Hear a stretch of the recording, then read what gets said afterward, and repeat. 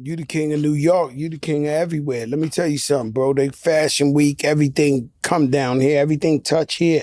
So, last night you go to the Knicks game, they got the Kardashians all front row. Like this is like, let me tell you something. New York got a lot of stars, like celebrities, big time stars. Like it's like they putting them up a deck now. They ain't just courtside. It's too many. There's too many superstars in New York City.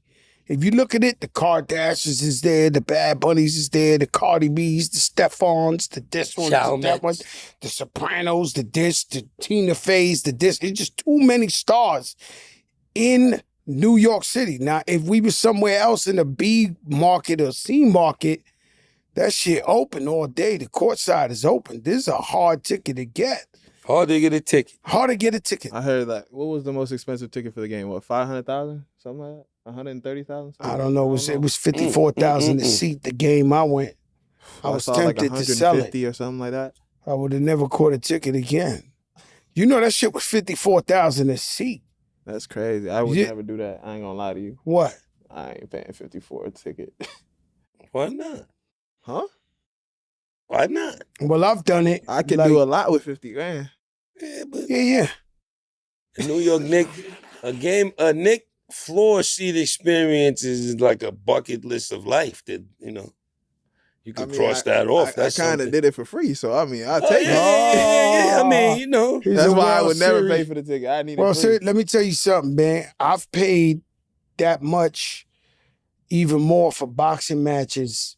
Nah, like I'll do that. where, the shit is crazy because your man Edgar Berlanga, my little man Edgar Berlanga fight Canelo. I'm out there with my family in Vegas. His manager, they gave me some suspect. Suspect for me is I'm not going 10th row. I'm not going 5th row. I gotta be front row. So you want all the because somebody you don't like, your enemy, gonna come sit right at, it's that we call that the Joe Budden seats. Them second row. I don't even got you ain't got a hoodie. I don't even got a hood. Yo, listen, them second, third row, I can't do it. I gotta sit front row. I'll give you my experience. What do you call them seats? The Joe Budden seats. Them shit second row. Perfect example. Him and 50 got some shit, and I'm sitting courtside, and 50 comes sit. He was right behind y'all. Though. Okay, but he's behind us. Those were still considered floor seats. Those if you know anything. Listen, I didn't know that. It's AA and BB. I'm not trying to be disrespectful, but the man had a little something going on with 50, and why God put 50 Cent front row, and he's in like third row. Like, that would bother me if I was Joe Buttons. It happened to me before. When we just squashed. If he didn't bump in the fifth, would he had a nice experience? You got a good seat, but the problem is you got to always expect the enemy might come front row. Yo, what are you? No. What are you thinking? This man is trying to tell you the truth. The enemy will come front row. Look what happened to Joe Budden. That's the only example you can give me. I'm going to give you another one. Okay. I went to a Babyface concert. Yo. Hold up. All right, let me hear it. I gotta hear it. Let me hear it. I'm going to a Babyface concert. Once again, 50 Cent is the culprit. We just squashed the beef for 50 Cent. Everybody's cool. I'm in the second row. Natina got me the tickets. I'm second row. The man come and sit in the front row right in front of me. Yo, Crack, what's up? Yo, hi, Mrs. Crack. I was like, oh, never again. Fifth? Yes! It's this fifth, then. No, he's just like, it's him. I'm telling you, he might be like, yo, where Jada at? Third row? 3C? He'll come to 1C. I'm telling you. This guy is notorious for this. I learned my lesson that night. I was at the Babyface concert. I said, yo, Natina, don't ever. I don't care if it's Patti LaBelle, Stephanie Mills. I'm front row. I won't go. I feel you. You call that arrogant. I feel it. That ain't arrogant. I feel you. I am not giving the person the opportunity to sit in front of me. It's just, I don't know. It happened to me. Is what I'm trying to tell you. What happened to Joe Budden happened to me. He's standing on that one. He don't like that shit. What? You ain't sitting in front of him. That's shit right there.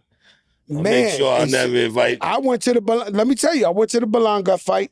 The seats cost me, let's just say, close to 100,000 or something, right?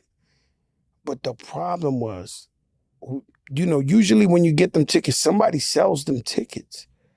Obviously, the person who sold me these tickets, I don't know because we buy them online, was Canelo's family. So I'm sitting by 100 Mexicans. Section. What? Like this. My wife and my daughter with 100 Canelo Mexicans. They all had sweatsuits on like you got Canelo this. And I'm there like, Belanga. For sure I was getting my ass beat. For sure the cartel was in that motherfucker. I'm sitting there like that. I'm like, am I lying, Chris? I'm like, how the fuck I get these seats? Obviously, it was somebody in his crew or his family who sold these seats. But yo, don't go in there like, yo, you gotta be I told my daughter, I said, yo, be very respectful in here. We might not get out of here. No, I'm talking about, say they got 100 Canelo front rows.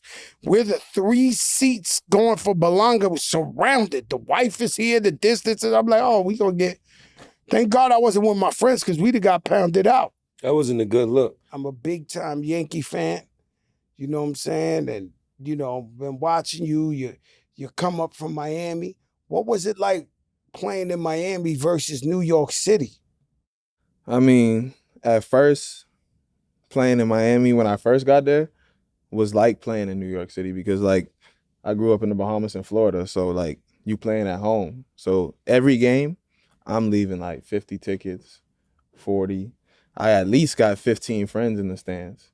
Wow. You feel me? And my brother at every game. So it's like every game I have someone to play in front of for me, you know what I mean, who I'm doing it for. So like, you know, y'all guys got that conch.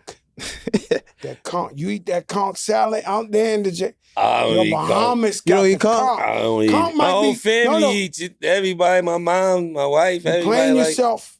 Conch might be number one. Bahamas, I think they run the conch game, right? Yeah. Y'all got the best conch in the game. It came from us. I believe it. Pop, you like conch, right? You never had conch? Nah, conch is the shit. You know, Trick Daddy, he fried a conch. Yeah. So one time we had the projects, conch the fritters. pumpkin beans. Yeah, you ain't never been to Bamboo Shack in the Bahamas? Bamboo Shack? No, they bring the conch to, you know, we stay in the, land. You know, we stay in the luxurious, you know, they bring the conch man come with the shelf and everything. Oh, you got a private chef coming and cooking. Yeah, we're not playing that with the conch. Man, you need to get one of them civilians. When you hanging out with DJ Khaled, you get an exclusive conch in the Bahamas. This is a legendary flow. They come up in there with their own stand in the mansion and they make the conch for you. But let me tell you, Bahamas got some serious conch. Yo. You know? Hey, yo. Nah, all right. I'm a fat boy, so I'm going to tell you, like, forget about it. It's you ain't that fat. So Miami, New York, it's the big stage. They sent you here. What was the difference? What was the transition coming from the MIAO up here to the I feel like Apple?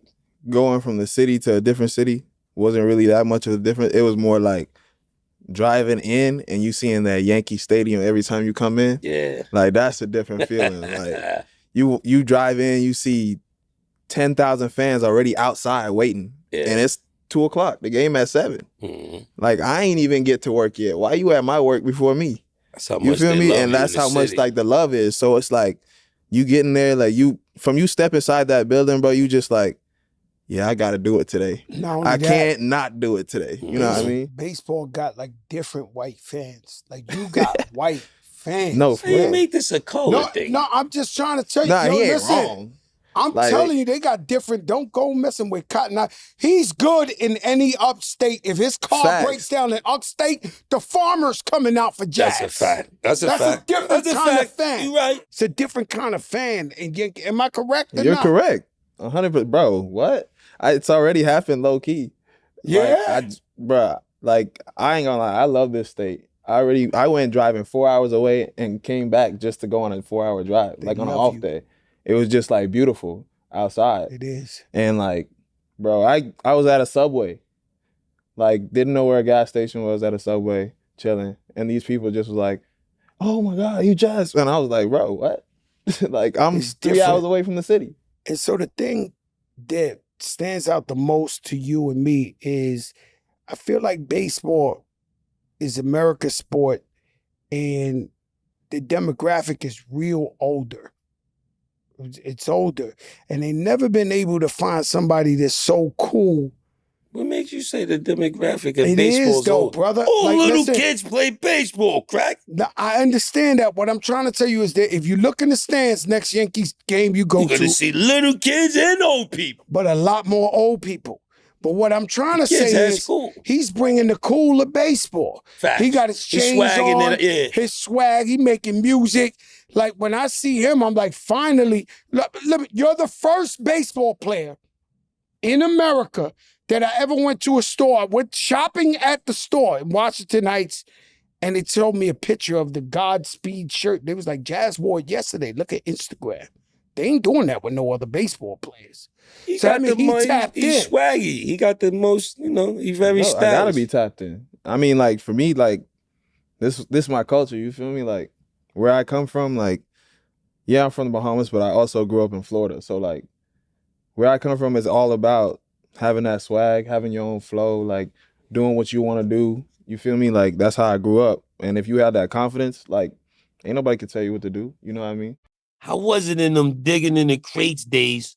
You in the stew with Finesse, Big L, OC, Showbiz, you know what I mean? AG, Show and Diamond D, AG, all of it. What kind of inning? How was y'all creating and what Big was the L. processing? Yeah, what was it like with just all of them That's bar probably like y'all, like, those is all bar masters. you know how y'all lyrically spar. You know what I'm saying? You got the locks, it's all love, but y'all all spitting. You know, digging in the crates was a crew of spitters. You know what I'm saying? So it's like you got Finesse. Finesse was king at the time. Crazy. You kidding me? Bar king. Finesse. When Lord Finesse came out, it changed. He shifted shit. His flow, his slow flow, his wordplay was just crazy. The shit he was saying was incredible. You know what I mean? Finesse, the only other rapper I saw besides like maybe you when you came out in L is maybe Pooh Bah, right? So Man, Grandpa, Pooh so Bah's Finesse dead. had the Shout kind out of to Pooh show. Bah. Pooh Bah's one of them ones, He's baby. one of them ones. So it's like Finesse, if you went to his shows, people literally was there for bars. So Yeah. he do his songs, but they want his freestyles. And they were like, oh, and then he'll say another bar, oh, then he said another, like, I never been in nobody's show where they just waiting for the bar, the bar, the bar. They was going crazy for him. You know, Pooh Bah is another guy. I remember I was at a club in Manhattan. It was Rampack and everybody was there. This one, everybody danced. You know, the Benetton bags, everybody going. And then the DJ say brand new Grand Pooh Bah. And I watched the whole club stop dancing and run by the speakers to listen to Grand Pooh Bah. That's how he had it like that. Now, AG, very underrated. AG from Digging in Definitely. the Shout out Crates. to AJ, my bro. He might be my favorite Digging in the Crates rapper. Wow. Right? AG is very underrated. Right? Mhm. He got bars.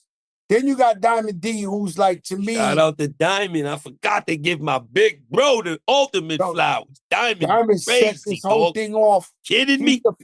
To me, I think he's the first producer rapper to where he was producing the hottest beats, And but rapping also on. made a Also spitting. classic Yeah, album, Stunts, Blunts, and Hip Hop. He's making fire production and his bars was fire. And you know what's crazy? Whenever I sat with Pharrell or I sat with Kanye, they both would ask me Diamond D stories. They would be like, yo, how you produced Sally Got a One-Track Mind? Was you there? You know, how you did, so they salute him on another level, right? You got Showbiz, who was the streets, and he could rap when he wanted to rap, but he could produce incredibly. He was everything. OC, I was there. Crazy. I ain't to deny it. I ain't in the niacin. You like the He was from minerals and Brooklyn. vitamins.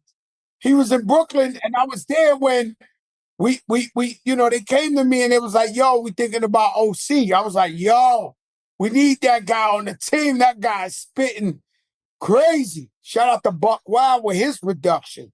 Buck Wild, story to tell. Whoa, my lifestyle. Several. I mean, crazy. Buck Wild, one of the greatest producers. And I Big think L. y'all need a documentary, crack. Big L's the only rapper that ever threatened me before we did a song. Not even Pun, not even you. Nobody has ever sat me down and Big L, because I was the first one to go golden digging in the crates. No so he doubt. sat me down and he said, listen, crack, we doing this song.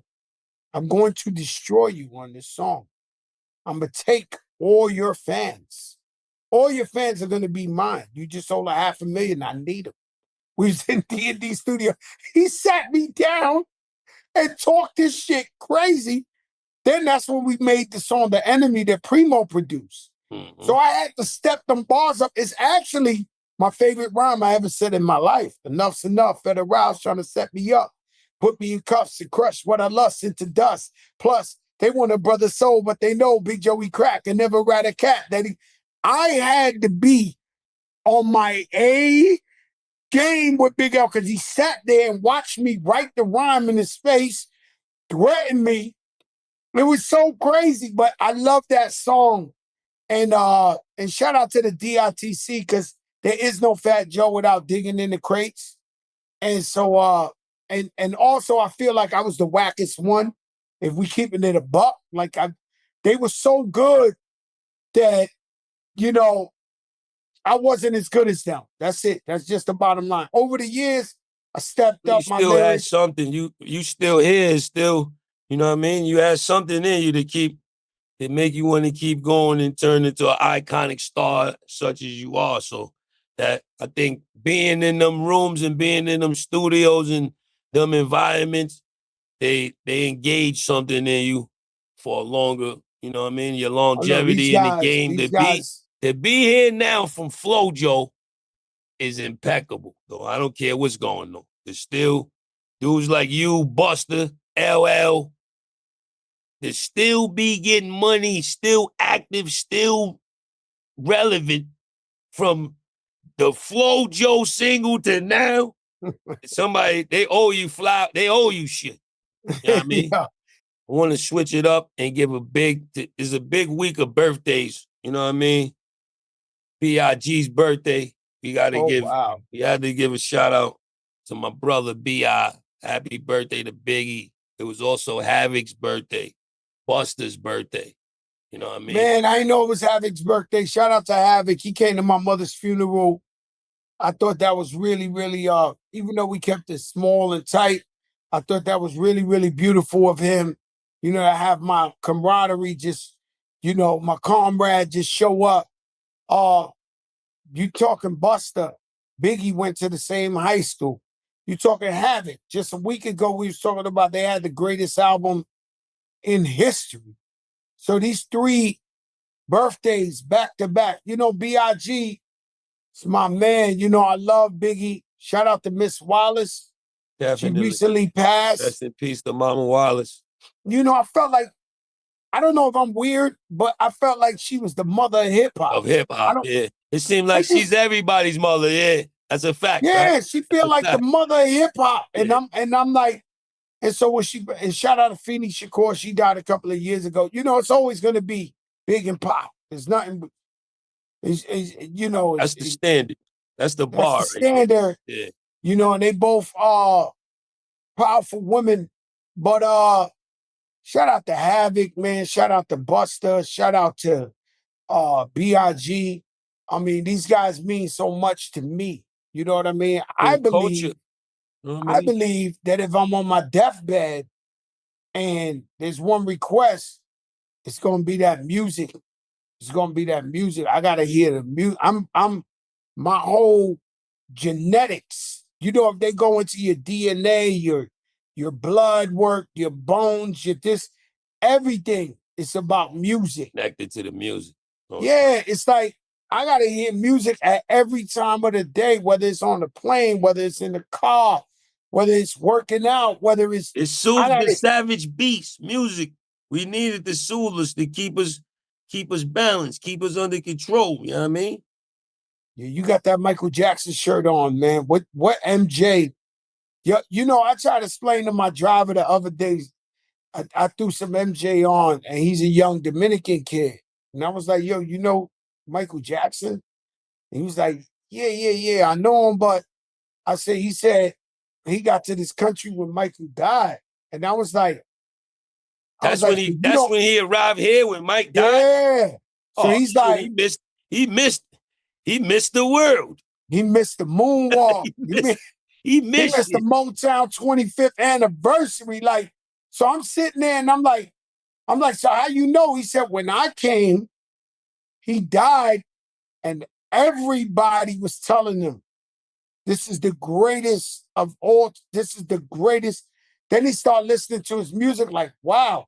You know, MJ to me was so futuristic. He was ahead of his time.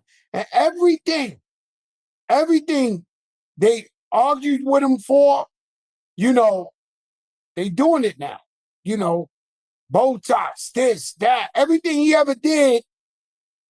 You know, I got my tooth pulled the other day. They put me to sleep.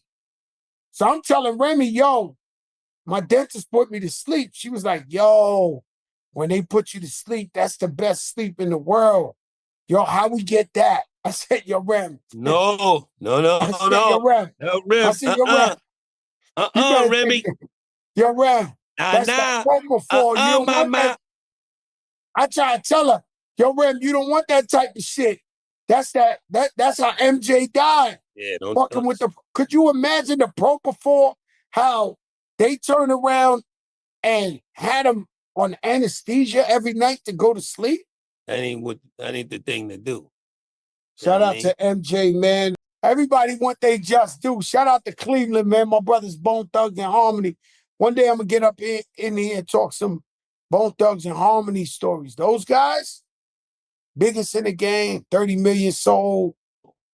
They were the Michael Jacksons of hip hop. They the first guys I ever seen to get that big. And you know, Big had asked me to plug them in with him to do Bone and Biggie. And so, you know, because they was cool with Tupac, they were like trying to play, you know, and so I had to convince them, like, yo, I need y'all to do this for Big. And Big he was smart enough to know, yo, Joe, those your peoples. You could get them. I said, you know, I tried. They sold 30 million. I ain't even had the balls to ask them to do a song with me yet. I was like, yo, and I was with them every day. So I stepped to them, and that's how that Bone and Biggie came about. And so, you know, there's certain songs that every time I hear it, I know where I was at the time. That's what music does for you. Music make you think of where you was at and how you felt or what was going on in your life at a time when you hear it. That's what's so good about music. You can put a playlist on and it can take you around the world and bring you back to a little kid or bring you back to somebody that you missing that was alive, or you know what I mean? Music does a lot of things for you. Yeah, it's crazy because Mother's Day. It soothes the savage beast. Yeah, you know, Mother's Day, I couldn't listen to the I always love my mama. I would play that for my mom since I was a kid. And so this year she passed away just before Mother's Day. That was the hardest day for me. You know what I'm saying? Like, I ain't want to fuck with Instagram. I ain't really want to talk to nobody. You know what I'm saying? That touched a super duper nerve. LL Cool J, my favorite rapper of all time. You know, him and KRS-One. And so LL Cool J, man, I tell you an ill story, man. Video Music Box, Ralph McDaniels got it on tape. Shout out Ralph McDaniels. There would be no hip hop if it wasn't. Ralph McDaniels we rushed home. Did y'all used to run home to see Video Music Box? Kidding me? You 31, man. You had to turn your TV. This is before all of this futuristic shit. You had to go up. You had to put your hanger. Click it. Yeah, the TV with the hanger and turn it to U31, man. Video Music Box. He must have stopped a lot of violence because after school, everybody rush home, man. You stop at the store, get your little snacks, and then go catch Ralph. Yo, Ralph gave me the opportunity to host. So he saw this ahead of time. I met him in the streets. I'm trying to be a rapper, change my life. And then he was like, I used to go down to his office and walk 31 flights of stairs. Wow. The elevator never worked. And this Fat Joe. Ooh, you know what I'm saying? Fat. 3 fat. Oh, This is Fat Joe. yo, this is really Golden Corral Joe Sizzler. At that time, it was Sizzlers. Ooh, remember Sizzlers? All you can eat Sizzlers. So I'm going up there, and then one day he said, yo, host the show. And I started hosting. That's how I got a bigger buzz out there. But Ralph McDaniels, I threw a birthday party at the Fever. And I had just met, Flojo was out, I had just met LL. So LL said, yo, come with me to this charity he had for kids. I went with him. He pulled up in my project. So you got to understand, LL Cool J was like Justin Bieber to us. Facts. Or Bow Wow. Like, he was so big, he wasn't a regular hood rapper. Like, we wouldn't see him in the streets like that. Or I wouldn't. So when he comes pick me up, he's my idol. He comes in a convertible Benz and he puts his hand out the window. I'll never forget, he had a rollie on. And I walked up to the car, I said, nah, man. I said, you got to get out. Like, because the windows was tinted. I said, you can't come to my projects and not get out. Like, so he got out. My mom's was there. My son Joey was there. Everybody took pictures with LL. So on the way back from the charity, I shot my shot. And I said, yo, L, I'm doing my birthday party this Saturday at the Fever. He was like, oh, the Fever's still open? I said, yeah, it's the Fever Part 2, but I'm going to have everybody you name come. And let me tell you something. I had Puff was in there, Lady of Rage, Gangstar, Lord Tariq, Peter Guns, OC, the whole thing. Anybody that was popping at that time Was in that motherfucker. Mm-hmm. Like, it was like a DJ Khaled birthday now, right? Facts. So we in there, KRS-One, the walls are sweaty. This is when KRS-One is king of the Bronx still, right? So the walls is sweaty, it's ram-packed. All of a sudden, like 2 in the morning, KRS is performing, and I hear some girls, they start going crazy. It's a red baseball cap, and he walks right on stage as LL Cool J in the South Bronx. He grabs the mic from KRS-One, and he tells the DJ, yo, throw that flavor in your ear beat on. And he just start freestyling some shit. I never heard him say it on a record. And changed my life, man. That both my idols was on stage with me in the Bronx very early on. So shout out to LL Cool J, you know, the living legend, Rock the Bells. He doing so much for the people out there with Rock the Bells. Iconic. Every He time I see him, I give him But let me tell you something. nothing but praises and flowers. Yo, Jada, you want to touch the top 5 one-hit wonders or something I came up with? Top 5 one-hit wonders? One-hit wonders. I don't know. No, I don't know. Yeah, I don't know. This is why I'm hot. This is why I'm hot. Like, wow. That was one. That's a big one. But that. I can't think of 5 one-hit wonders. All you could do. Who else you think? Who you thinking? Who you got? I told you. That was Homeboy. This is why I'm hot. Mims, right? Mims. Yeah. What's these guys? Girl, you know it's true, but that ain't hip hop. Milli Vanilli. Don't you know Kevin Lyles got writer's credit for that song? Yo, let me tell you. Did you ever know that? Yo, Kevin Lyles is the writer for Milli Vanilli's song. Milli Vanilli, shout out Kevin Lyles. Milli Vanilli was actually dope. Yeah, to that one mishap when they pulled it, when the thing starts skipping. I think that's most rappers today. When I go to these young boy shows or I got shows with them, they not saying one word. They letting the shit play and they just ad-lib they shit.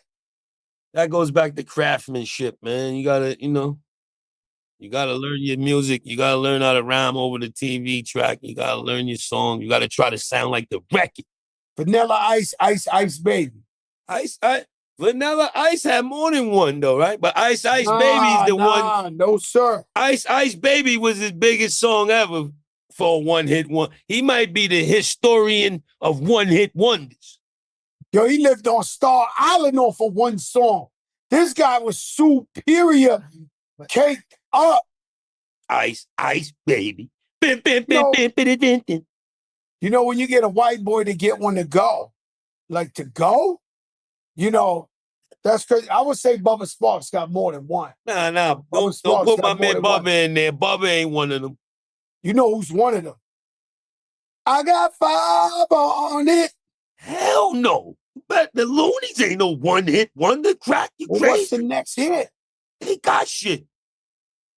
They got music, but I'm talking about a Party hit. like a rock star. They what? Party like a rock star. That's it. That's the only one they got. Yo, listen.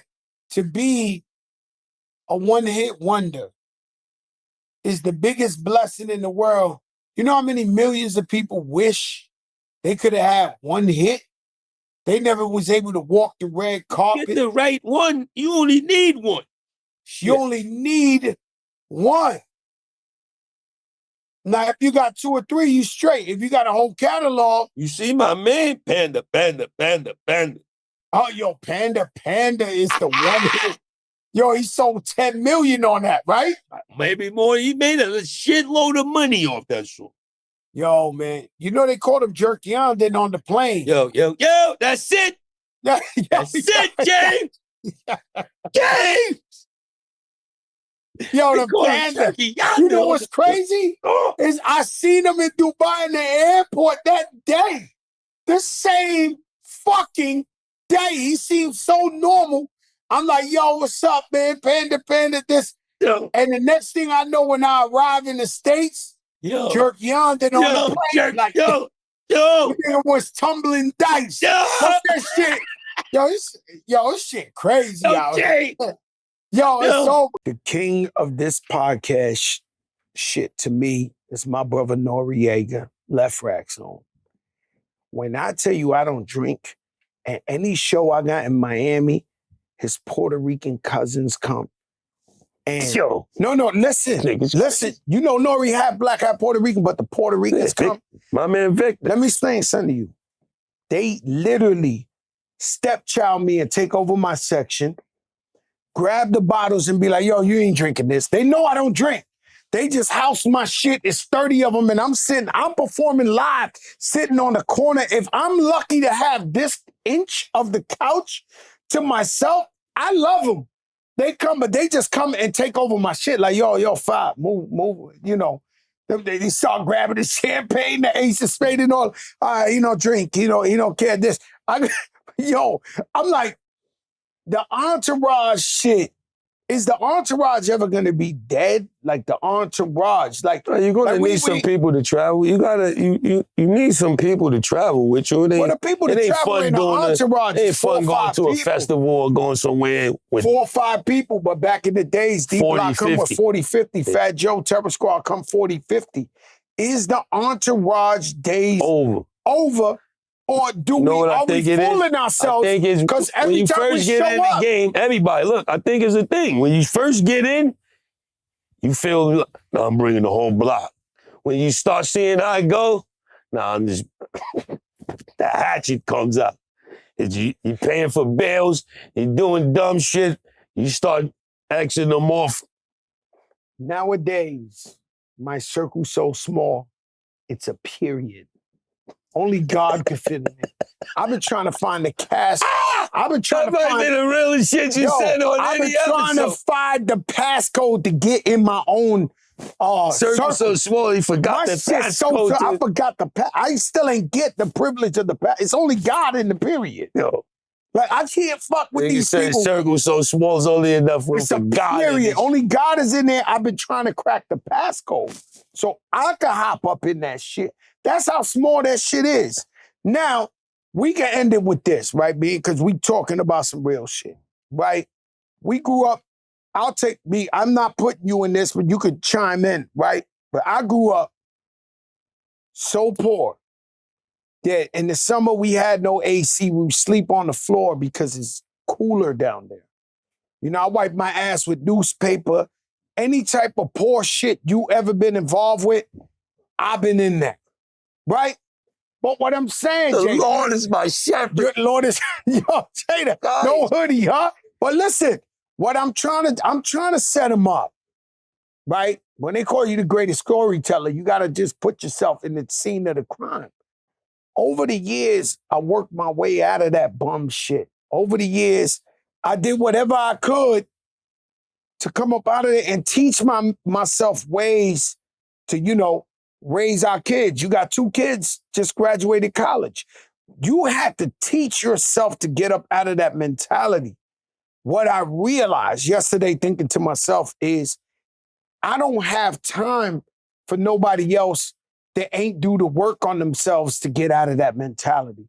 If we still got guys talking about the same shit they was talking about 10, 20 years ago, I can't relate. I love you. I'm not in that. I'm not in that. We not said one time I had an argument, may rest in peace, with one of my friends in the middle of, in front of my store on 158 in Broadway, and I noticed the driver of the bus, the whole fucking supermarket, the ladies in the nail salon, everybody was looking like, oh shit, Fat Joe's out here arguing in the middle of the street. And when I looked at everybody, I said, you know what, man? You the last motherfucker I'm gonna argue with in the middle of the street. You ain't big enough to be arguing with me. You got everybody looking at me like you ain't even that important. But the problem is he couldn't get himself out of his own way. And they stay stuck on that. But at what point you say, yo, they're not thinking like me. I see you post a lot of subliminal shit on your Instagram. Those not for people. That's just for everybody. But what be making you post that shit? Because you gotta stay sharp. You know what I mean? It's hard. We're gonna talk about this on another episode, but it's hard being an artist coming from where we come from. It's a lot of hands trying to pull you down. There's a lot of arrows painted, a lot of barrels and arrows pointed at you. You gotta learn how to navigate and do the shit you're talking about. And sometimes dudes ain't ready to evolve with you. You gotta, put the blink on. And that's another, listen, guys, that's another job. We'll save that for the next episode. But another job is if you ain't built like that, and the guys come up from your neighborhood with you, a lot of them are like friendly extortion. They tough guys that they holding you down or whatever. And one day you turn around and you realize I can't get to the promised land because these guys are scaring the bag away. That's why you got so many murals. That's why you got so many murals. That's why, you become a mural. You become rest in peace. You want to be a mural? They got a wall for you right there. And it's so hard. That's incredible. But it's so hard to shake those type of guys to be like, yo, we can't do this no more. I got to move on. And I find a lot of artists, even the young ones, got to deal with that too, where, all right, you the realest rapper, you talking all that shit, but what about such and such block? What about this crew? What about the Trays, the this? And they don't know how to shake them. And unfortunately, that's when that Rico come in. There was maybe 100 artists from the beginning of hip hop doing the 50th anniversary in Yankee Stadium. Snoop Dogg, Lauryn Hill, Nas, Run DMC. Do you know who had about 10,000? Guys from special ed in 5th grade, whoever you date for the special ed classes from this. When I tell you, I'm going to Yankee Stadium, which I was stressed out because I knew what I had to do there. Mm-hmm. It was almost like a mini Versus. It's the 50th anniversary. I'm from the Bronx. I got to pull this off on a legendary, and they only giving me 20 minutes. So it's like, I got to make this like, so you know what type of stress I was in, right? But as I'm going there, Yankee Stadium is calling me. Too many? 10,000. The whole entire South Bronx is waiting at the artist entrance, and they're all saying they were I'm with Fat Joe. I'm with Fat Joe. I pull up to Yankee Stadium. I try to go into this other entrance. I ain't gonna lie. I love the Yankees, but it was a bit of maybe, I don't even want to say that. They gave me a hard time. They didn't care that I was on the event. Don't go messing with Cotton Eye Joe. They was at the door, right? So they was like, yo, we don't care. You got to go through there. Yeah. So I'm sneaking over there to try to go through the entrance. I see guys I was in junior high with, kindergarten, the bodega guy, they all at that door, 10,000. And then you got real guys. You got 5 mics. You got the real crew. You got and I'm like, oh my God. I like almost backed in the entrance. Like I went in through there and I came and I backed in like, yo, I mean, people don't understand. I can't take this. We already stressed the fuck out because we performing at home and they just waiting. And then the thing with me is like, where you at when I really catch beef? Like, where you at every day when I'm arguing? Where you at on a regular Tuesday? Yeah, man. You come around like, yo, I'm holding you down. No, this is where we don't need holding down of any kind. These are our fans who paid to come. It kills me because it don't cost that much to get in. Nah. It's something. It's a something because it's something for you to feel like I got in. Rich guys, they want to know they can get in with you. It ain't about the $20, $50. Can somebody do studies and tell me what the fuck is that? If I walk in with you or the janitor, I'm still getting in. What is it? What does it give you a sense? How do it make you feel when you could have been within, but you want to wait for me to pull up with mad people and walk in with me? What is that? There's no room in the section. You feel happy, it's tight, it's fucking mad, it's sweltering with heat, and that's a good time. I hate that shit. Yo, you know D-Ray Davis.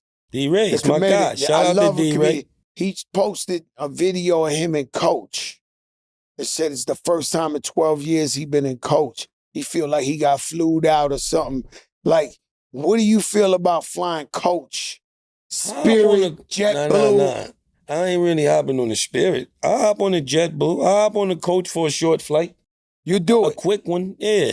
Know what I mean? A short hour or two. Let me tell you something.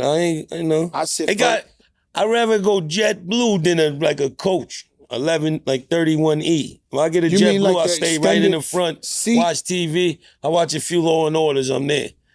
But I can't go to Cali or nowhere. I'm not doing no real hours on Coach. I can't do it, right? I'm not saying no. I definitely can't. That's 100,000. I'm you telling gonna get on you, the PJ. I pray. I literally, this is part of my prayer. God, please don't put me in Coach. It's a whole different atmosphere back there. I'm not telling you that first class, I got a little room. Dog. No, I pray. It's part of my prayers. Every day, God, please keep me in first class. I went Coach one time. Some guy was getting seats. married. Now first class. No, I'm telling you the truth. What you want me to do? I got to expect to find the things in life. Go ahead. It's hard being number one, but somebody got to do it. So what I'm trying to tell you is the one time I had to fly Coach, I sat next to the hillbilly gyms, the Beverly Hillbilly. When I tell you these kids was climbing over my shoulder, some kid threw another kid a bag of potato chips, smacked me in my face. They would die. It's a different type of atmosphere back there. You was on Soul Play. You wasn't in Coach. No, but these was white people. This is the Beverly Hills Billies. Hey, John. Shit hit my head. Kids climbing over my shit. Yo, I was praying so much in that seat, and that was to Vegas. Oh, see? Yo, I was praying. It was the only flight. I was praying. I said, God, please, Lord Jesus, I do never want to be on this again. And let me tell you something. I also believe that like the cheaper airlines, like Spirit, Southwest, and all them, they pay for fucked up routes out there. Like they pay for the potholes. The routes they got. Yeah, because they shit always like this. You ever got on a Spirit or they shit like this? I think they pay. All right, what's the wackest level? 34,000 feet. It's cheaper, yes. They buy that route. And your shit be like this all the time. You get there safe, but your shit be like this. They got how come routes in the air? You pay. It's the air. Listen, you pay for a private. They'll tell you, yo, we going over all. I watched Khaled maneuver like, yo, I don't want no bumps.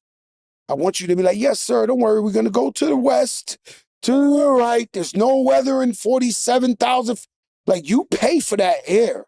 There's a reason why Spirit Airline and all them bullshit airlines got that shit going like this. We can forget about getting a sponsorship from Spirit. No. Well, we could take the bullshit out, right? But just lower level airline.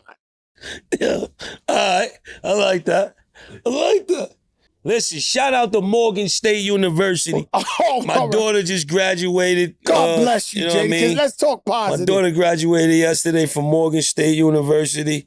That's bless. the second college graduate. I got 2 down, 3 to go.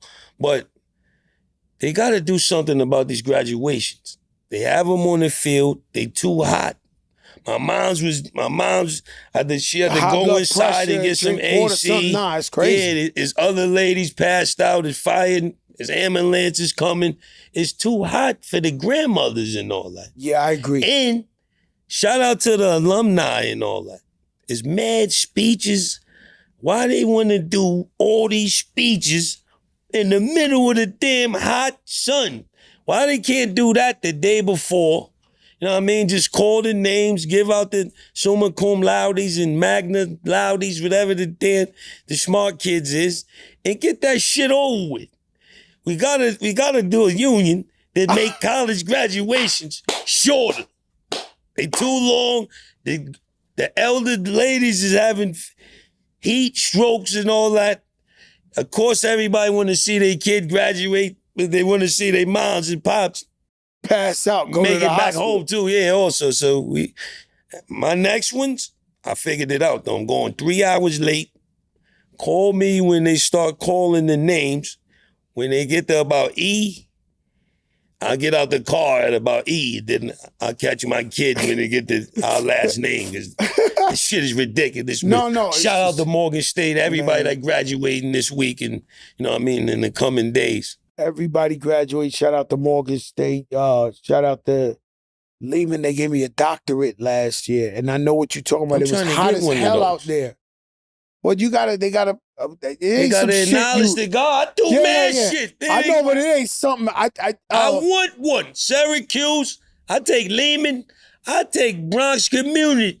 I take the college that's right next door to the dispensary.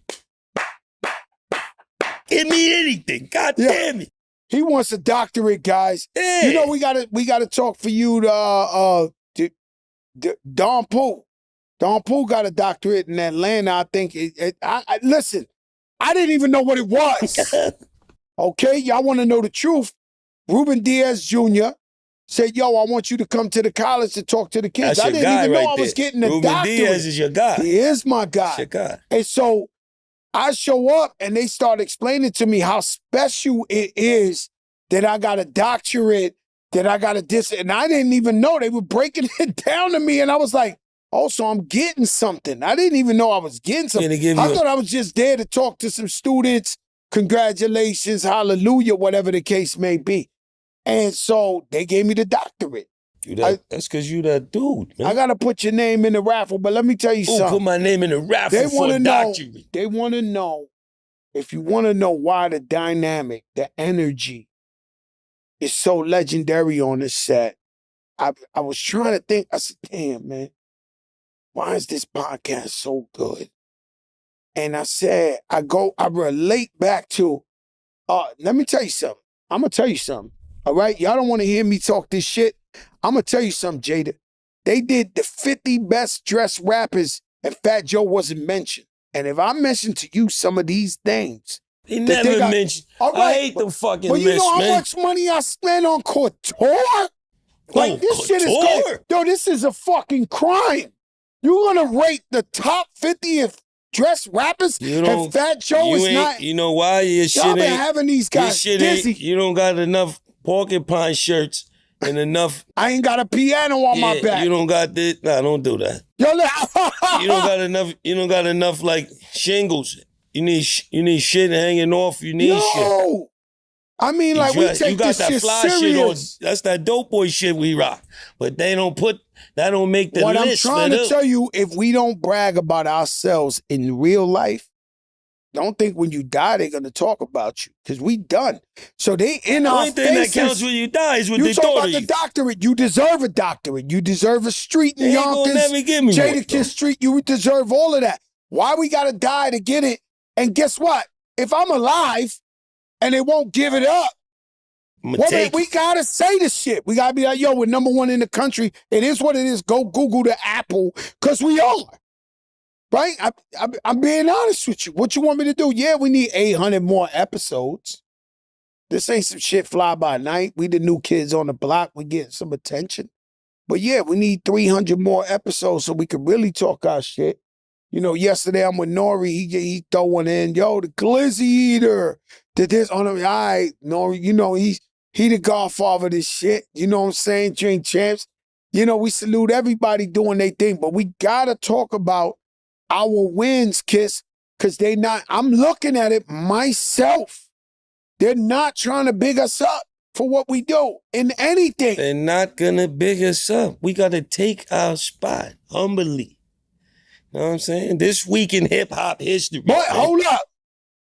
we gotta get back to the regular When they schedule. see me and you, they gotta think yesterday's price is not today's price. Yesterday's price is not. Yo, come on, man. What do you want me to do? LL Cool J, my favorite rapper of all time. You know, him and KRS-One. And so LL Cool J, man, I tell you an ill story, man. Video Music Box, Ralph McDaniels got it on tape. Shout out Ralph McDaniels. There would be no hip hop if it wasn't. Ralph McDaniels we rushed home. Did y'all used to run home to see Video Music Kidding Box? me? You 31, man. You had to turn your TV. This is before all of the futuristic shit. You had to go You up had to put your and hanger. click it. Yeah, the TV with the hanger and turn it to U31, man. Video Yo, after Music school, Box. he must have stopped a lot of violence because after school, everybody ran rush home, home. man. You stop at the store, get your little snacks, and then go catch Ralph. Yo, Ralph gave me the opportunity to host. So he saw this ahead of time. I met him in the streets. I'm trying to be a rapper, change my life. And then he was like, I used to go down to his office and walk 31 flights of stairs. Wow. The elevator never worked. And this Fat Joe. Ooh, You know what I'm saying? Fat. 3 fat. Oh, This is Fat Joe. yo, this is really Golden Corral Joe Sizzler. At that time, it was Sizzlers. Ooh, remember Sizzlers? All you can eat Sizzlers. So I'm going up there, and then one day he said, yo, host the show. And I started hosting. That's how I got a bigger buzz out there. But Ralph McDaniels, I threw a birthday party at the Fever. And I had just met, Flojo was out, I had just met LL. So LL said, yo, come with me to this charity he had for kids. I went with him. He pulled up in my project. So you got to understand, LL Cool J was like Justin Bieber to us. Facts. Or Bow Wow. Like, he was so big, he wasn't a regular hood rapper. Like, we wouldn't see him in the streets like that. Or I wouldn't. So when he comes pick me up, he's my idol. He comes in a convertible Benz and he puts his hand out the window. I'll never forget, he had a rollie on. And I walked up to the car, I said, nah, man. I said, you got to get out. Like, because the windows was tinted. I said, you can't come to my projects and not get out. Like, so he got out. My mom's was there. My son Joey was there. Everybody took pictures with LL. So on the way back from the charity, I shot my shot. And I said, yo, L, I'm doing my birthday party this Saturday at the Fever. He was like, oh, the Fever's still open? I said, yeah, it's the Fever Part 2, but I'm going to have everybody you name come. And let me tell you something. I had Puff was in there, Lady of Rage, Gangstar, Lord Tariq, Peter Guns, OC, the whole thing. Anybody that was popping at that time was in that motherfucker. Mm-hmm. Like, it was like a DJ Khaled birthday now, right? Right. So we in there, KRS-One, the walls are sweaty. This is when KRS-One is king of the Bronx still, right? So the walls is sweaty, it's ram-packed. All of a sudden, like 2 in the morning, KRS is performing. and I hear some girls, oh, oh, they start going crazy. It's a red baseball cap, and he walks right on stage. It's LL Cool J in the South Bronx. He grabs the mic from KRS-One, and he tells the DJ, yo, throw that flavor in your ear beat on. And he just start freestyling some shit. I never heard him say it on a record. And changed my life, man. That both my idols was on stage with me in the Bronx very early on. So shout out to LL Cool J, you know, the living legend, Rock the Bells. He doing so much for the people out there with Rock the Iconic, Bells. iconic. He Every time I feeding see him, everybody. I give him But let me tell you something. nothing but praises and flowers. I want to switch it up and give it's a big week of birthdays. You know what I mean? B.I.G's birthday. We had to give a shout out to my brother B.I. Happy birthday to Biggie. It was also Havoc's birthday, Buster's birthday. You know what I mean? Man, I didn't know it was Havoc's birthday. Shout out to Havoc. He came to my mother's funeral. I thought that was really, really, even though we kept it small and tight, I thought that was really, really beautiful of him. You know, to have my camaraderie just, you know, my comrade just show up. You talking Buster, Biggie went to the same high school. You talking Havoc. Just a week ago, we was talking about they had the greatest album in history. So these three birthdays back to back. You know, B.I.G. is my man. You know, I love Biggie. Shout out to Miss Wallace. Definitely. She recently passed. Rest in peace to Mama Wallace. You know, I felt like, I don't know if I'm weird, but I felt like she was the mother of hip hop. Of hip hop, yeah. It seemed like she's everybody's mother, yeah. That's a fact. Yeah, right? she feel like the mother of hip hop. And Yeah. I'm like, and so when and shout out to Feeny Shakur, she died a couple of years ago. You know, it's always gonna be big and pop. There's nothing but you know, that's the standard. That's the that's bar. the standard. Right there. Yeah. You know, and they both are powerful women. But shout out to Havoc, man. Shout out to Buster. Shout out to B.I.G. I mean, these guys mean so much to me. You know what I mean? I believe, culture. You know what I believe that if I'm on my deathbed and there's one request, it's gonna be that music. It's gonna be that music. I gotta hear the music. I'm my whole genetics. You know, if they go into your DNA, your blood work, your bones, your this, everything. It's about music. Connected to the music. Yeah, it's like I gotta hear music at every time of the day, whether it's on the plane, whether it's in the car, whether it's working out, whether it's it soothes the savage beast. Music. We needed to soothe us to keep us balanced, keep us under control. You know what I mean? Yeah, you got that Michael Jackson shirt on, man. What MJ? You know, I tried to explain to my driver the other day. I threw some MJ on, and he's a young Dominican kid. And I was like, yo, you know Michael Jackson? And he was like, yeah, I know him, but he said he got to this country when Michael died. And I was like, that's when he arrived here when Mike died. Yeah.